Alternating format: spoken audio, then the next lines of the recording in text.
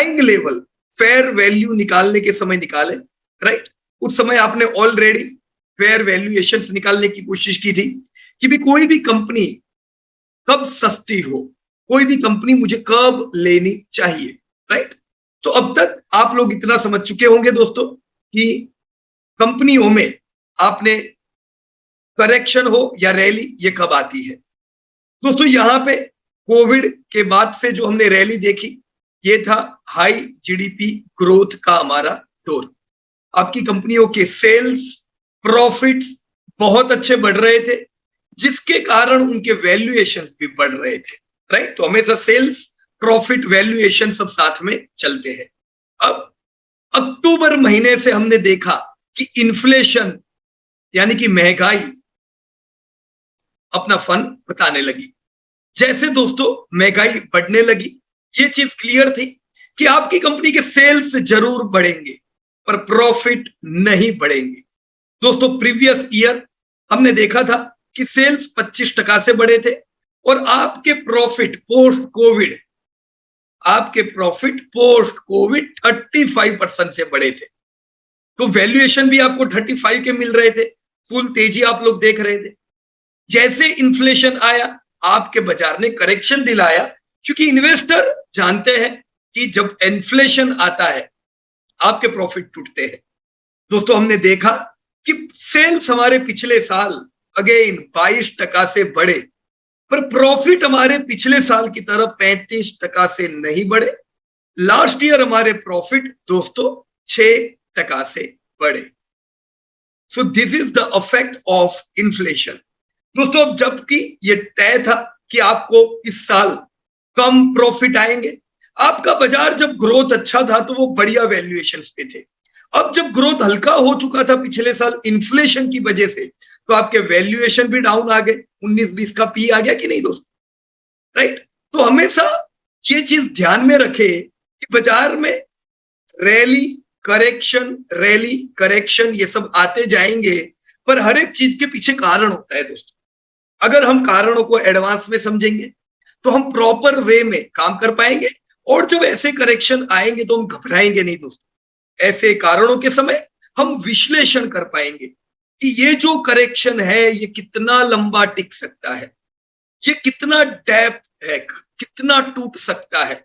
ये सारी चीजों की इंफॉर्मेशन हमें कहां से मिलेगी? तीनों चीजों से, सेल्स, प्रॉफिट और दोस्तों वैल्यूएशन। इसीलिए दोस्तों ये तीनों चीजें जबरदस्त काम की है, राइट। आप अगर आपकी पूरी लर्निंग अब तक की देख लो तो सबसे पहले आप लोग डिमांड सीखे थे, इकोनॉमी की डिमांड, सेक्टर की डिमांड, यानी क्या आप सेल्स ग्रोथ देखना चाहते थे, आप ऐसी कंपनी लेना चाहते थे जहां पे सेल्स बढ़िया आए। तो उसके बाद आप लोग क्वालिटी एनालिसिस सीखे। वो क्यों सीखे? ताकि आपकी कंपनियों के प्रॉफिट भी बढ़ते जाए। और आखिर में आपने क्या सीखा था? फेयर वैल्यू निकालना, ताकि आप प्रॉपर लोअर वैल्यूएशन पे दोस्तों बाय कर सके। तो ये तीन स्ट्रेटेजी पे दोस्तों आपका इन्वेस्टमेंट रहता है, और जितना अच्छी प्रकार से दोस्तों बारीकी से आप सेल्स प्रॉफिट वैल्यूएशन को समझोगे, उतना ज्यादा ऑप्टिमाइज कर पाओगे दोस्तों अपने पोर्टफोलियो को, राइट। देखो जनरली ओवरऑल 12% से तो सेल्स प्रॉफिट बढ़ने हैं, राइट। 12% का सेल्स प्रॉफिट वैल्यूएशन बढ़ना है।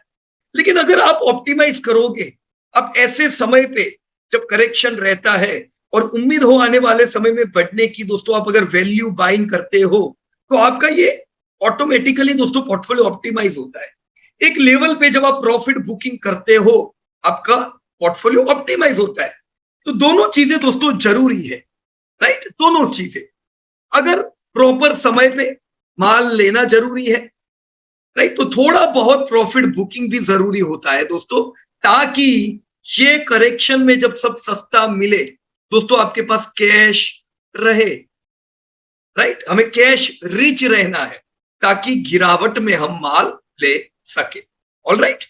तो अभी का जो करेक्शन है ये सेल्स के प्रॉब्लम का नहीं है, ये इन्फ्लेशन का प्रॉब्लम का है। अब आपने देखा दोस्तों, जैसे ही इन्फ्लेशन डाउन होने लगा, राइट, इन्फ्लेशन ने एक पीक बनाया था दोस्तों, इन्फ्लेशन ने पीक बनाया, आपकी कंपनियों ने लो लगाया। जैसे इन्फ्लेशन ऊपर के लेवल से धीमे धीमे डिक्रीज होने लगा, हम देख रहे हैं मंथ ऑन मंथ दोस्तों इन्फ्लेशन धीमे धीमे नीचे आता जा रहा है, तो आपका बाजार दोस्तों रिकवर हो रहा है, राइट। दोस्तों अभी के क्या होगा, ये बाजार चलेगा कि टूटेगा, इसका जवाब भी आपको इन्हीं के रिजल्ट से मिल सकता है, राइट। आप लोग दोस्तों क्या उम्मीद करते हो धंधों में, प्रॉफिट में, बताइए मुझे दोस्तों, राइट। देखो वैल्यूएशन तो बाजार के सस्ते ही है, 20-21 का पी कोई महंगा नहीं है, लेकिन हमारे प्रॉफिट जो मैंने बोला 6% के थे निफ्टी के, राइट, और निफ्टी 500 के लास्ट टाइम वही हमने देखा कि खाली 3% से बढ़े थे, राइट। तो प्रॉफिट बराबर नहीं है, तो करेक्शन है। अब जबकि अलग अलग कंपनी के रिजल्ट आ रहे हैं दोस्तों, आज 11 तारीख है, कल 12 तारीख है, याद है ना 12 तारीख को क्या होता है? हाँ, कौन बताएगा 12 तारीख क्यों इंपॉर्टेंट होती है हर महीना? या एवरीबडी, चैट बॉक्स ओपन है। Why 12th is important in Indian market? 12 तारीख को क्या होता है जिसपे हमें ध्यान देना रहता है, राइट। यही वो चीज थी जिसने बाजार को तोड़ा था, और यही वो चीज है जिसने रिकवरी भी दी है। जब से इसके अच्छे समाचार आने लगे बाजार रिकवर होने लगा, राइट। तो शैलेश भाई ने लिखा है GDP data, let me correct, GDP data आपको 2-2 महीने पे आते हैं, अभी नहीं आएंगे, बराबर। जीडीपी डेटा नहीं दोस्तों, अब आएंगे आपके इन्फ्लेशन के डेटा, है ना। हर महीने की 12 तारीख को रेडी हो जाओ इन्फ्लेशन के डेटा के लिए। लेकिन आप अभी से अंदाज रख सकते हो दोस्तों कि इन्फ्लेशन जो एक पीक पे था धीमे धीमे नीचे तो आता ही जा रहा है। यूएस के इन्फ्लेशन के डेटा है वो भी फेवरेबल है। अब दोस्तों अभी आपको क्या लग रहा है, इन्फ्लेशन बढ़ के आएगा कि घट के आएगा? बताओ दोस्तों। ऑयल इन्फ्लेशन कैसा है? अभी ऑयल का भाव धीमे धीमे नीचे आ रहा है। फूड इन्फ्लेशन कैसा है?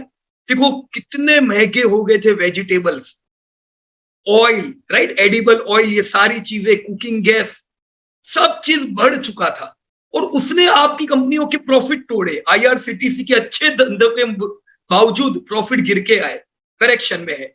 जुबिलेंट फूड के शानदार बिजनेस के बावजूद टूटा हुआ है, क्योंकि फूड इन्फ्लेशन मार रहा है उसको। अब दोस्तों ये महीनों हम लोग फूड इन्फ्लेशन को लोअर होता देख रहे हैं, पिछले दोनों महीने अच्छे रहे दोस्तों। फूड इन्फ्लेशन अगर डाउन आया और ये कंटिन्यू रह रहा है तो आप क्या देख रहे हो? इसीलिए तो आप रिकवरी देख रहे हो।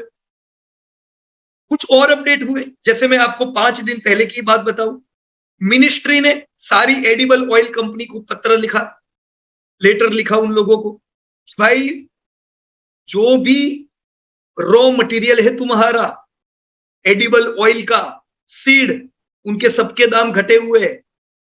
और वो क्यों घटे? सरकार के हस्तक्षेप के कारण सीड के दाम घटे, तो तुमने ऑयल के दाम तो घटाए नहीं है। तो उन्होंने अदानी, पतंजलि और सारी जितनी भी एडिबल ऑयल की कंपनियां होती है दोस्तों, उन लोगों को पत्र लिख के भाव डिक्रीज करने को बोला, राइट। प्राइस क्यों डिक्रीज करने को बोला? क्योंकि दाम गिरे हुए। अब ये लोग एमआरपी गिराएंगे नहीं तो प्रॉब्लम।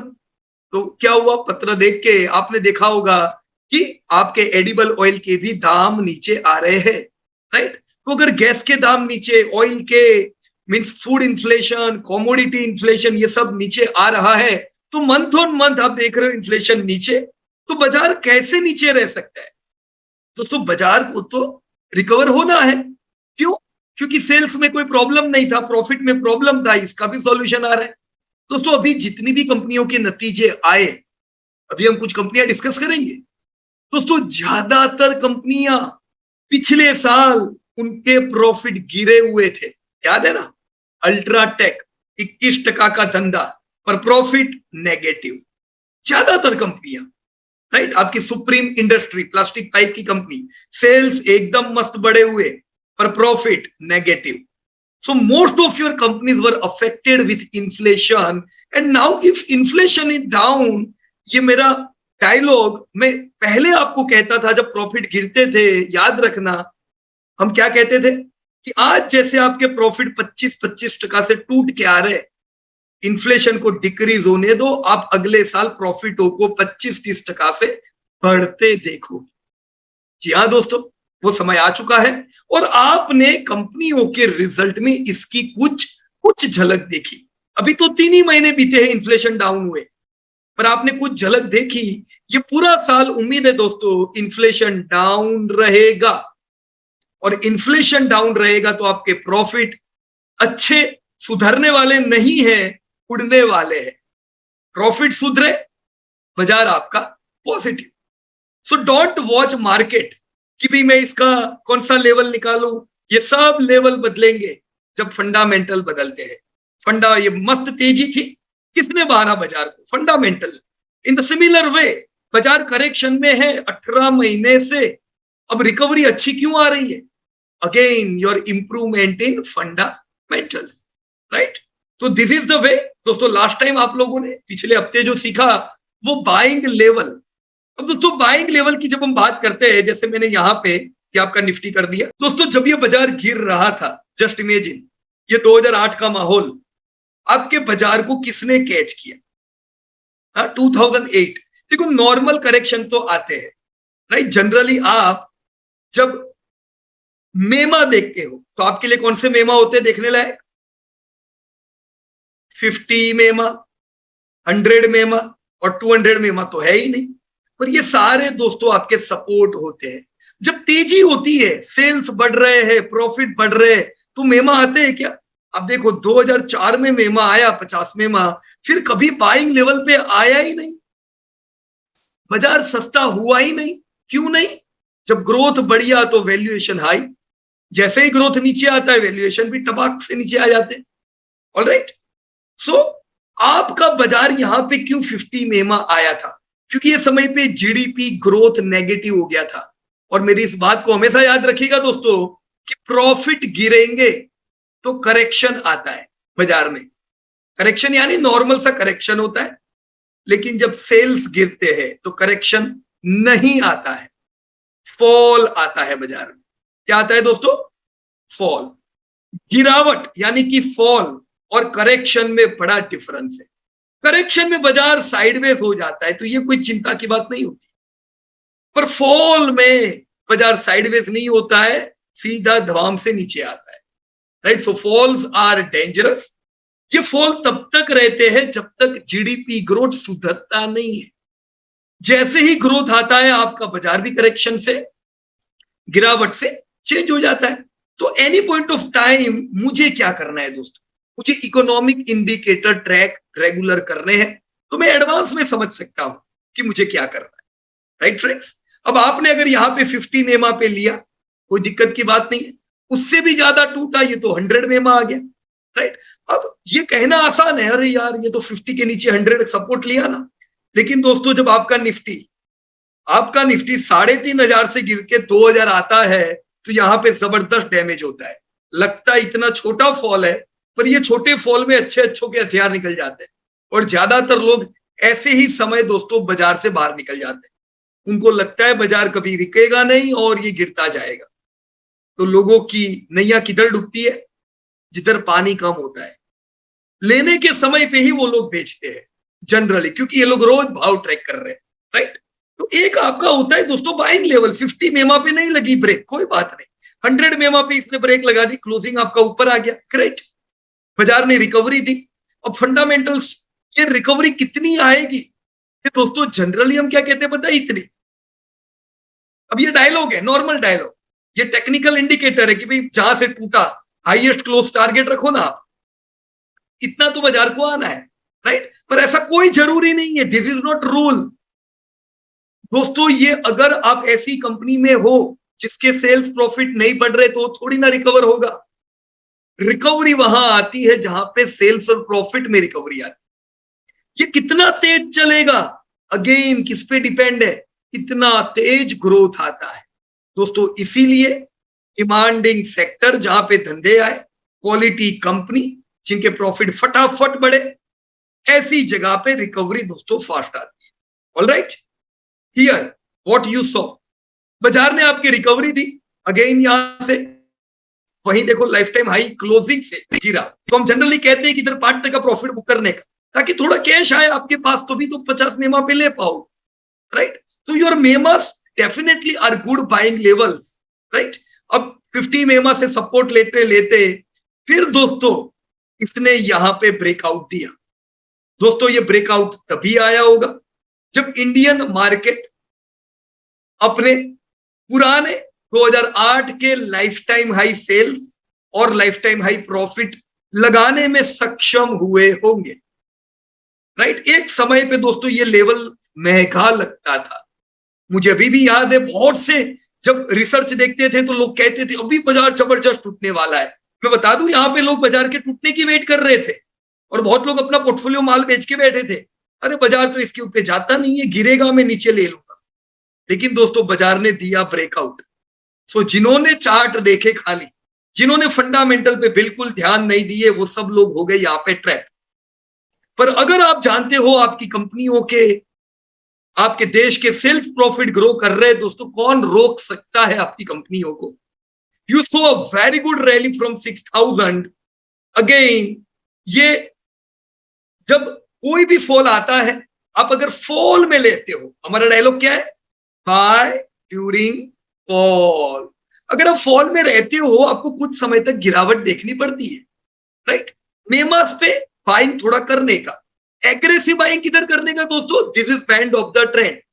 दोस्तों वो कोई तो पहला महीना आएगा, 1 मंथ। देखो इतने समय के फॉल के बाद ये पहला महीना है जब बाजार ने प्रीवियस मंथ के आगे क्लोज दिया। तो निफ्टी ने क्या लगाया, higher high, higher low and higher close along with close above previous month high. ये इंडिकेटर होते हैं दोस्तों, इधर एग्रेसिव होने का टाइम है, इधर आप ले रहे थे, थोड़ा डर लगता है और कितना टूटेगा। पर जब बीओटी देता है, दिस इज बीओटी दोस्तों, बीओटी अकेला नहीं आता है, बीओटी साथ में आता है। बैंड ऑफ द ट्रेंड कैसा आता है, फंडामेंटली आता है, टेक्निकली आता है, दोनों जगह से आता है, राइट। सो बीओटी आया, रिकवरी हुई, वापस गिरा 50 में, यहां पे इसने ब्रेकआउट दिया। This is your last point to buy. जो पूरे समय पे माल नहीं ले रहे उनके लिए यह आखिरी मौका रहता है। ब्रेकआउट के बाद बाजार की बढ़िया रैली, 6000 से 9000 यानी 50% मार्केट चला। लेट मी टेल यू, अगर 50% मार्केट चला, आपका पोर्टफोलियो इससे ज्यादा पड़ा होगा, राइट। पर हां, जो लोगों ने यहां पे वो माल लिया होगा, खाली एवरेजेस करते चले गए, देखा ही नहीं किधर ग्रोथ है, कंपनी कमा रही है कि नहीं कमा रही है, ग्रोथ आ रहा है कि नहीं आ रहा है, ऐसी कंपनियों में माल लिया, उनका पोर्टफोलियो बाजार इधर आया ना, तो भी उनके शेयर नहीं चले थे दोस्तों। मुझे अभी भी पक्का याद है, लोग कहते थे तो बाजार चल रहा है, शेयर नहीं चल रहे, राइट। क्योंकि उनके पास ऐसे शेयर है जिनका ग्रोथ नहीं है, राइट। ध्यान किधर रखना है अपने को, ग्रोथ में एवरेज करो, बाकी जगह पे वेट करो। अगर लॉन्ग टर्म स्टोरी बहुत अच्छी है, चिंता की बात नहीं है, पर अब खाली वही कंपनी लोगे जो लॉन्ग टर्म स्टोरी अच्छी है पर अभी ग्रोथ ही नहीं आ रहा है, धंधे बढ़ ही नहीं रहे, प्रॉफिट सुधर ही नहीं रहे, तो क्या होगा। तो बाजार तो चल गया पर उनके शेयर नहीं चले। तो ये 50% जब रिकवरी आई, तब मेरे को याद है अभी भी, बहुत से लोग थे जिनको अच्छा नहीं लगा कि यार रिकवरी आई, क्या करे वो लोग, राइट। अगेन रिकवरी के बाद करेक्शन, तो आप देख रहे हो 50 मेमा का वापस से सपोर्ट। मेमास पे बाइंग कैसे किया जाए, कैसे बीओटी को एग्रेसिवली लिया जाए, राइट। मेमास बाइंग, मेमा के साथ रिट्रेसमेंट को आप मिला सकते हो, राइट। मैं कब कहूंगा कि यस बाजार टूटा है, कितनी गिरावट पे मैं कह सकता हूं हाँ जी बाजार गिरा है, मिनिमम फॉल कितना, जो आपका रिट्रेसमेंट कहे दोस्तों, ये आपका पहला लेवल बनता है, this is your first, right. ये वो जगह है जहां पे हम ऐड कर सकते हैं। अब लोग क्या करते पता है, थोड़ा गिराने की बात है, यार बाजार तो गिर रहा है, अरे ये गिरावट कुछ भी नहीं है, it is called edge fall, ये बराबर गिरावट है, ये अपने लिए एक इंडिकेटर बनता है बाइंग का, राइट। तो जैसे मेमा है वैसे रिट्रेसमेंट के भी आप फायदे उठा सकते हो, एंड योर 61.8% लेवल, राइट, मैं यहां पे ड्रॉ कर देता हूं, is your golden level. As you can see, even during 2008 your Nifty was trapped at this golden retracement level, right? Disclosure: this update is for educating purpose. We are not tip provider.